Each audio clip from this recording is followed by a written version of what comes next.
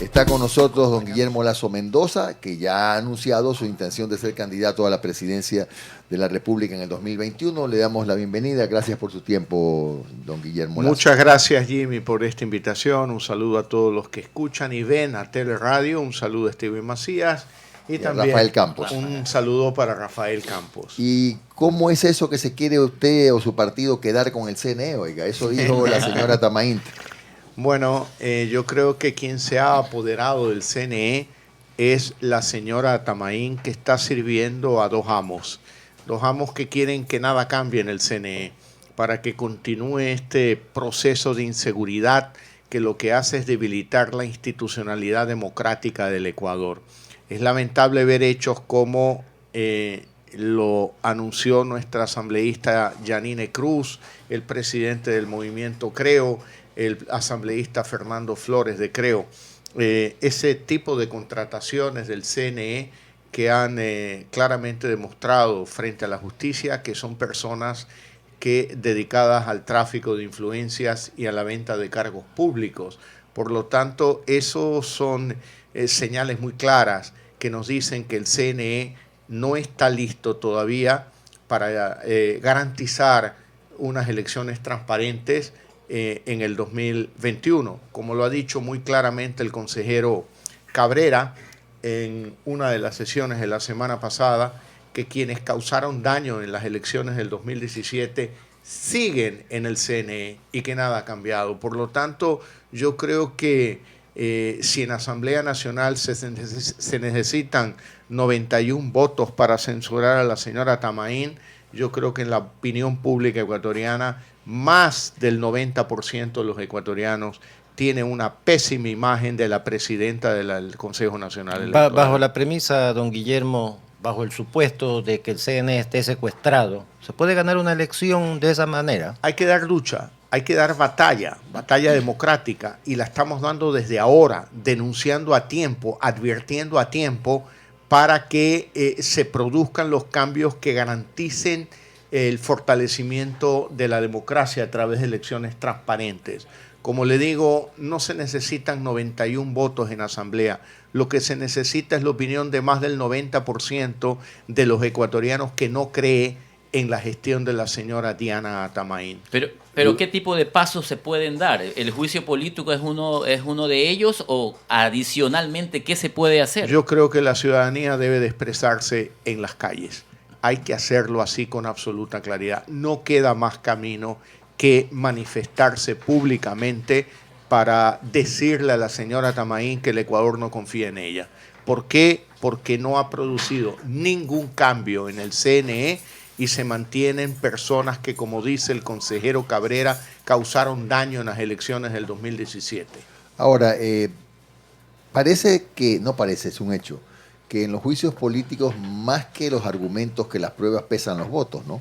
Y podría pasar efectivamente que no se reúnan esos votos. En ese marco, ¿usted considera que se puede esperar o pensar en que será un proceso transparente, que no habrá una cancha inclinada y que todos tendrán los mismos derechos y obligaciones? Yo creo que la señora Tamaín ya ha dado pruebas de la cancha, está ya inclinada, sin duda alguna ella. ¿Inclinada a favor de quién? Inclinada al menos en contra de un candidato al que ella, siendo autoridad, ataca, en el caso del candidato de Creo, como se ha referido ella a mí. Por lo tanto, yo creo que ya tienen un prejuicio, y por otro lado, vea el hecho del fondo partidario. No puede ser que se haya aprobado el fondo partidario para todos los partidos y movimientos políticos, menos para el movimiento Todavía Creo. No está aprobado. Ya lo hicieron el 2 de enero. ¿Por qué? Porque el 31, mientras festejaban, probablemente la conciencia les dijo: has actuado mal en el 2019. Pero ahí se ve el prejuicio, se ve la orientación clara de la señora Tamaín, del señor Cabrera y de la señora Acero, que sin duda alguna están alineados con otros partidos y movimientos políticos sesgados en contra de Creo, en contra de la sociedad civil y en contra de movimientos políticos que al capricho de ellos los descalifican y luego el Consejo o el contencioso electoral los ratifica porque sus decisiones no se apegan a la ley. ¿Por qué considera usted que no se ha practicado una auditoría forense del sistema informático del CNE, que sería la forma de determinar si efectivamente ha habido irregularidades o capaz que no, y bueno, ya todos estaremos con la seguridad de que no fue cierto? Porque la señora Tamaín no lo permite. Ella es la presidenta del Consejo Nacional Electoral y ella tiene la potestad, junto con los otros consejeros, de abrir el Consejo Nacional Electoral para hacer una auditoría del sistema informático, para hacer una auditoría del proceso y para hacer una evaluación del personal a cargo del proceso informático y de los procesos electorales. Ahora, ya hablando de los temas que tienen que ver con la proyección suya hacia el 2021, no tengo que insistirle en preguntarle si va a ser candidato, ha dicho que va a ser candidato, pero ¿cuál es la fórmula del señor Guillermo Lasso en el marco de un país que está ciertamente pasando por problemas de liquidez, con una deuda externa bastante elevada, ahora con un coyuntural precio del petróleo interesante, pero en esas condiciones, ¿cómo salir de la crisis? Mire, Jimmy, si usted me permite poner en contexto desde una perspectiva distinta a la suya, concuerdo con sus preocupaciones, pero le doy unos indicadores que nos debe de preocupar a todos los ecuatorianos. Hace aproximadamente un mes se publicó en la prensa ecuatoriana que hay cerca de 293.000 ecuatorianos que quieren hacer las pruebas ser bachiller, es decir, quieren o aspiran un cupo en la universidad para poder ingresar a la universidad.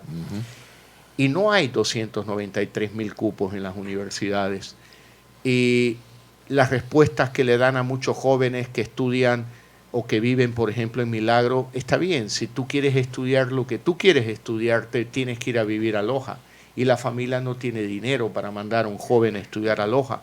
O la respuesta es, no estudies lo que tú quieres, vas a estudiar química, que es el único cupo que existe, y muchos jóvenes no quieren estudiar para lo que no están preparados, para lo que no tienen vocación. Por lo tanto, 293.000 estudiantes que quieren hacer la prueba ser bachiller para ingresar a la universidad y no hay cupo para la mayoría de ellos. Y por otro lado, quien no estudia busca la oportunidad de trabajar, pero cuando vemos los indicadores de la creación de empleo, vemos que en lugar de crear empleos, en los últimos 2 años y medio de este gobierno se han destruido 40.000 empleos.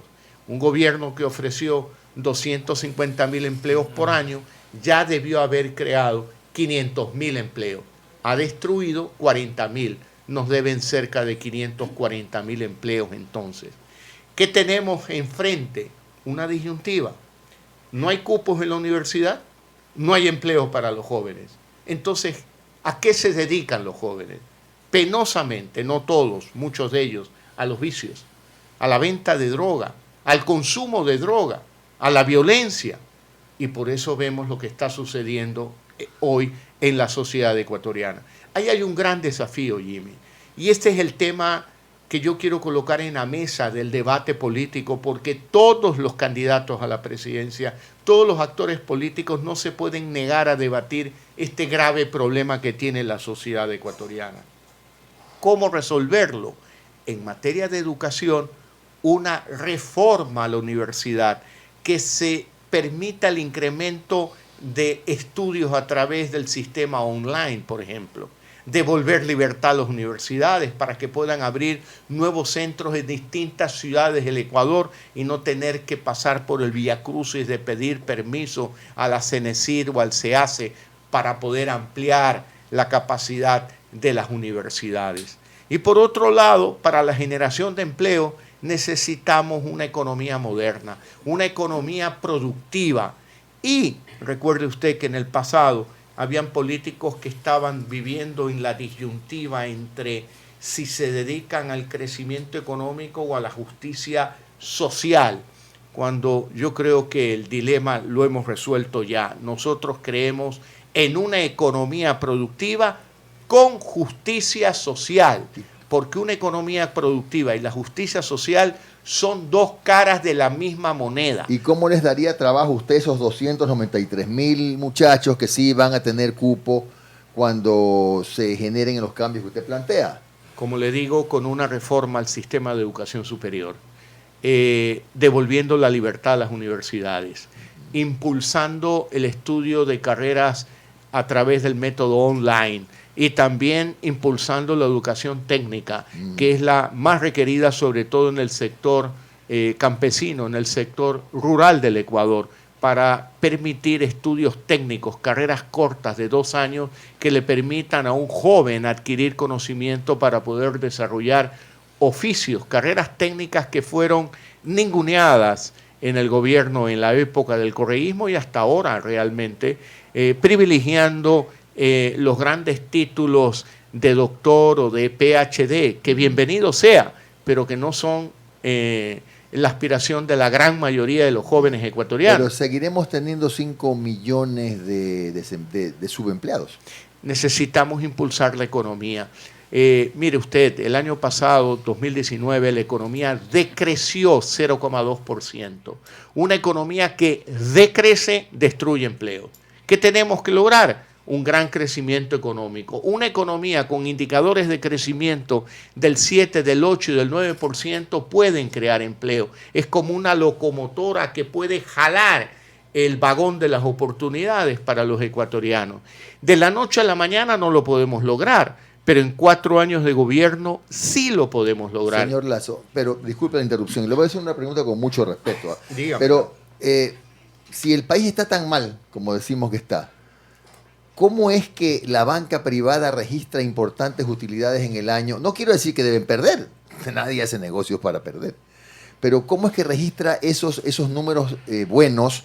No significa más bien que sí hay una suerte de inicio de reactivación económica en el Ecuador. Mire, usted tiene que el indicador de crecimiento de la economía, cuando hablamos negativo en el 0,2%, ahora, si lo queremos segregar, separar, entonces tenemos que el crecimiento de la inversión pública del gobierno, que es necesario para activar el sector de la construcción, ha decrecido en niveles de hasta un 4%. Y luego el consumo del gobierno también ha disminuido en cerca de un 2%. Pero usted tiene sectores en el sector privado, como el sector exportador, que crece dinámicamente hasta el 4, 5, 6, hasta el 13% el sector camaronero, en algunos por sectores. ejemplo. Por supuesto, el sector exportador en camarón, el sector exportador en banano, en cacao, en café, en flores.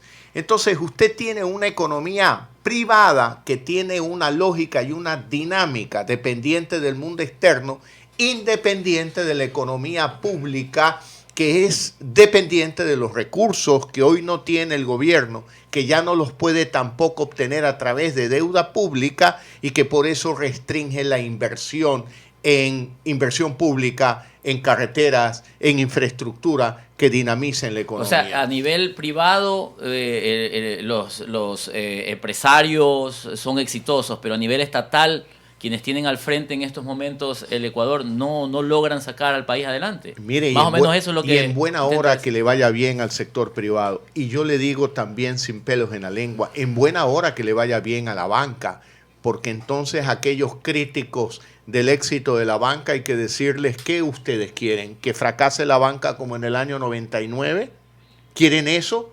Por lo tanto, yo diría, a pesar de las magras condiciones de la economía pública, a la banca le ha ido bien. En buena hora que le vaya bien ese sector y que le vaya bien a los camaroneros y que le vaya bien a los bananeros, que le vaya bien a muchos sectores de la economía privada, como por ejemplo, usted ve una gran dinámica en el sector comercial de electrodomésticos o en la venta de motos o en la venta de electrodomésticos en general. Bueno, que les vaya bien, ¿o qué queremos? Es decir, no nos gusta que le vaya bien a unos sectores, preferimos que les vaya mal, entonces bueno, vamos a profundizar una crisis económica. En buena hora que a la banca le vaya bien y que sostenga el crecimiento de la economía a través del crédito, a través de la apertura de líneas de crédito para los sectores que sí están funcionando en la economía. Guillermo, el día de ayer, buenos días, un gusto saludarlo. No quise interrumpir en la primera parte, pero sí quería acotar a propósito de la pregunta que le formulaba Jimmy respecto al juicio político a la señora Diana Atamaín. El día de ayer, y usted seguramente está más enterado que yo, un colectivo, dícese ciudadano o organización política o una combinación de ambas, dio una rueda de prensa en la ciudad capital en donde exhortaba a la Asamblea Nacional y específicamente a la Comisión de Fiscalización a que el juicio político se haga extensivo a todos los integrantes del Consejo Nacional Electoral, es decir, a toda la directiva, no únicamente a su presidenta, porque a decir de ellos, la presidenta del Consejo no habría actuado sola en torno a las irregularidades que se argumentan estarían fundamentando ese juicio político. Se refiere a Yas Unidos usted seguramente. Había un grupo importante que no necesariamente era el grupo Yas Unidos. Yo creo. ¿Usted cree que debería hacerse extensivo también? Ahí nombraron al señor Definitivamente Pita, que al no. señor Verde Soto. No estoy de acuerdo. ¿Por qué? Porque Luis Verde Soto y porque Enrique Pita han mantenido una posición de prudencia, en muchos casos absteniéndose o votando en contra de la mayoría del Consejo Nacional Electoral que ha permitido todos estos actos de corrupción que estamos viendo y todas estas advertencias que no puede pasar desapercibido que el consejero Cabrera en una sesión formal del Consejo Nacional Electoral haya advertido que en el 2017 se produjo un daño a la democracia, es decir, hay que entender, un fraude en abril del 2017 y que aquellas personas que participaron de ese fraude todavía están en el Consejo Nacional Electoral. Eso lo dice el consejero Cabrera y por lo tanto, ¿por qué esa mayoría no ha permitido la propuesta del consejero Verde Soto, del consejero Pita, de abrir un proceso de revisión del sistema informático, del proceso electoral y de las personas que participan para poder depurar y garantizar unas elecciones libres y transparentes en el 2021? Don Por Guillermo. lo tanto, usted no puede extender simplemente en un cuerpo colegiado donde está probado que no han participado de esas decisiones que se cuestionan en el juicio político ni Enrique Pita ni Luis Verde Soto. Entonces, no sería justo extender un juicio político a quienes no tienen la culpa sobre esos errores. Miremos hacia el futuro, don Guillermo. Como ciudadano yo sigo esperando el gobierno que inaugure la era del sentido común, de la sensatez, y que haga lo que tiene que hacer. Este país, desde mi perspectiva, debería ser fácil de gobernar por todo lo que el país tiene. Sin embargo, los ecuatorianos nos encargamos de complicarlo todo. En todo caso, mi pregunta es, más allá que debo decir que jamás me han seducido los candidatos que proponen resolver en 4 años lo que no se ha podido resolver en 200 años.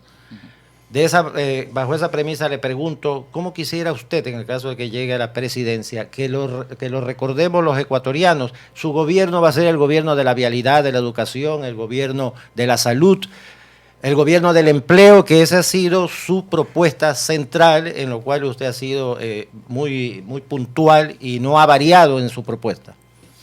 Mire, eso es una pregunta interesante. Si nos proyectamos en los próximos 10, 15 años, a mí me gustaría que recuerden el gobierno de Creo como un gobierno reformador, como un gobierno que modernizó la economía, un gobierno que cumplió la promesa de crear 1 millón de empleos en 4 años de gobierno. Un gobierno que se preocupó de la salud, porque ciertamente hay hospitales, pero no hay salud en el Ecuador. Hay escuelas y colegios, pero no hay educación en el Ecuador. Hay edificios muy modernos con tecnología de punta en el 911, pero no hay seguridad en el Ecuador. Tenemos carreteras, sí, faltan algunas, pero hay muchas y muy buenas carreteras, pero no hay empleo en el Ecuador y no hay producción suficiente. Por eso necesitamos trabajar en la economía y paralelamente en educación, en salud, en seguridad, para modernizar la economía, modernizar a la sociedad ecuatoriana. a mí me gustaría que me recuerden como un gobierno reformador. Pero un gobierno reformador tiene un gran desafío. Las reformas, como usted lo dice, no generan beneficios en 24 horas. Y aquel que diga que en 24 horas resuelve los problemas del Ecuador es un mentiroso. Es un mentiroso y pretende engañar a los ciudadanos. Pero en 4 años sí se pueden sentar las bases para un futuro desarrollo de la sociedad ecuatoriana. Y un gobierno reformador probablemente en el corto plazo tenga que asumir los costos de la reforma. Sí. Mire usted el caso de la dolarización. Tan pronto se la implementó, sin duda alguna, Magua tuvo que asumir los costos de esa reforma, que a los 20 años se la considera como una buena reforma de la economía ecuatoriana. Lo que usted dice, la perdón, es muy dolarización. importante porque siempre a mí me ha llamado la atención las propuestas de campaña, habida cuenta que la Constitución ya señala cuáles son las tareas y responsabilidades de un presidente o de un gobierno. Sin embargo, debe ser porque no hay políticas públicas, no hay metas, no hay acuerdos de largo aliento y a largo plazo. Usted está diciéndonos que su huella va a ser precisamente encaminar al Ecuador hacia la prosperidad, Pero marcar el Yo camino. diría que en 4 años de gobierno es posible sentar las bases de la modernización del Ecuador. Y ese es el objetivo de un gobierno reformador. De ahí en adelante es el desafío de la sociedad ecuatoriana escoger presidentes que le sigan dando impulso a un proceso de modernización de la economía ecuatoriana. Señor Lazo, pero parte de su proceso reformador o en el marco de ese proceso está contemplada la concesión, por ejemplo, de las eléctricas, de las telefónicas. Mire, está contemplado toda alternativa que genere bienestar para el pueblo ecuatoriano. ¿Eso podría incluir la venta de estas Concesión, empresas? no se pueden vender. Mire, Bueno, pero le pregunto, Mire usted. para que él responda. Mire usted, a veces en el Ecuador somos muy dados a complicar semánticamente los temas. En la década de los 90 se hablaba de privatizar. Hoy el gobierno ecuatoriano habla de monetizar. Monetizar es lo mismo que privatizar. En la Constitución de Montecristi se prohíbe la venta de activos estratégicos, pero se permite la concesión de activos estratégicos. Por lo tanto, mire, cuando una madre de familia le quiere dar agua para hidratar al hijo, no pregunta si el agua la produjo una empresa pública, una empresa privada o una empresa comunitaria. La madre quiere agua para cuidar la salud de su hijo. Cuando usted habla al teléfono, usted coge el teléfono y dice, bueno, ¿quién me provee el servicio? ¿Una empresa pública, privada? No, usted escoge quien le ofrezca el mejor servicio, la mejor calidad y más barato. Por lo tanto, bueno, yo creo que un gobierno que moderniza la economía tiene que apuntar a eso. Vea usted algo, que es bueno que lo recordemos los ecuatorianos y los jóvenes ecuatorianos tengan conocimiento de esto. En el año 92 llegó al gobierno un presidente, Sixto Durán Ballén, que tuvo el propósito de modernizar la economía ecuatoriana, de reformar la economía ecuatoriana. Y dentro de ese proceso, él quiso monetizar en términos modernos o privatizar la telefonía fija del Ecuador, aquel Emetel de aquella época. Eso valía aproximadamente en esa época unos 500 millones de dólares. Si usted hubiese vendido y tenía los 500 millones de dólares bien invertidos, el día de hoy equivaldrían a cerca de 1.500 millones de dólares. Los políticos de aquella época, y algunos todavía sobreviven, se opusieron para evitar el éxito del gobierno de Sixto Durán Ballén. No se vendió la telefonía fija. Y ahora con el tiempo, la tecnología hizo caduca el sistema de telefonía fija. Lo convirtió en algo caduco, que ya no tiene ningún valor. ¿Qué significa eso? Que el Ecuador perdió 1.500 millones de dólares por la mezquindad de aquellos políticos que en aquella época se opusieron a la venta de la telefonía fija. Por lo tanto, de allá para acá, muchos políticos, y entre esos el correísmo, ha tratado de enredar todo el sistema económico ecuatoriano, haciéndonos vender la idea de que todo puede ser gratis para los ciudadanos, cuando eso en la realidad no es en la vida así. Los ciudadanos pagan por buenos servicios. Se necesita promover inversión privada, local, internacional. Y apelaremos a las concesiones, por supuesto que sí. Y también a la venta de empresas como TAME, que solo generan costos para los ecuatorianos. ¿Usted sabe lo que significa pagar impuestos para regalarle dinero a TAME?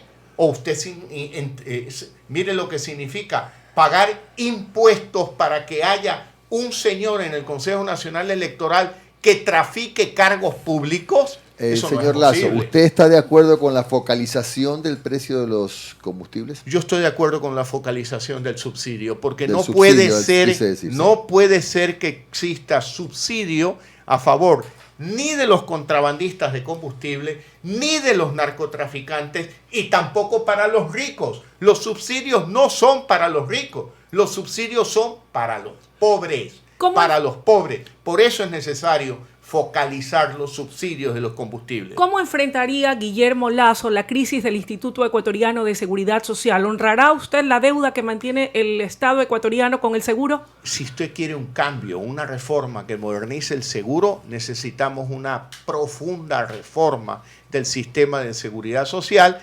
acompañada de una reforma del mercado de capitales que es indispensable para el desarrollo del sistema de pensiones, a efectos de que esos recursos no vayan exclusivamente al gobierno para que gaste dinero y para que en un momento dado no haya cómo pagar las jubilaciones o entregar los haberes a todos los trabajadores ecuatorianos que con sacrificio aportan durante su vida a la seguridad social. Señor Lazo, intuyo que es la última pregunta por la hora. Ha estado muy interesante la entrevista, pero tengo una pregunta final. ¿Qué pasa si mañana el señor Nebot le dice a usted que unifiquen la tendencia y que caminen juntos o que vayan juntos para poder alcanzar la presidencia? Yo soy un demócrata, yo soy un republicano, y yo creo que el diálogo y los acuerdos son dos palabras fundamentales en política. Pero le voy a contar una primicia. Le voy a contar a usted una primicia, ya que me plantea una pregunta que la quiero responder de forma frontal. Yo no tendría ningún problema en sentarme a hablar sobre el futuro del Ecuador con el abogado Nebot, ni con ningún actor político del Ecuador. No tengo ningún inconveniente de sentarme a hablar, porque esa es la obligación de un político responsable.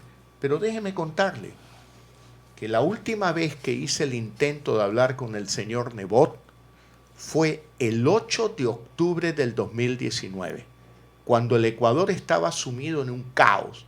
El gobierno había dejado la capital y se había venido a refugiar a Guayaquil. Veíamos actos vandálicos en la televisión, veíamos total anarquía, especialmente en la ciudad de Quito. Y creí yo de mi obligación llamar al abogado Nebot para poder conversar con él, dejar a un lado cualquier diferencia política y hablar sobre el Ecuador. Y lo hice. Lo llamé a las 6:30 de la mañana del 8 de octubre del 2019 y una vez más se negó a hablar sobre el Ecuador. Se negó a hablar sobre el Ecuador. ¿No hablaron entonces? No, definitivamente que no. Pero con esto lo que quiero decirle es, por mí no falta. Ya. Por mí no falta. Y yo estoy dispuesto, no tengo ningún inconveniente a conversar y a preocuparnos del Ecuador y a pensar, sí, yo diría que no somos iguales, somos diferentes, que hay parecidos, sí, hay parecidos en las propuestas, pero la actitud y el carácter democrático nuestro es la actitud y el carácter democrático republicano que aspira a una economía productiva con justicia social, que involucre en este Ecuador de oportunidades a todos los ecuatorianos, pero que fortalezcamos las instituciones en el interés de lograr esa economía productiva, esa justicia social, muy por encima de los intereses partidistas y menos personales. Le agradecemos a don Guillermo Lazo por estos minutos de su tiempo en la entrevista que nos ha concedido hoy en Teleradio. Estaremos conversando más adelante de temas de interés nacional. Muy amable, don Guillermo Lazo.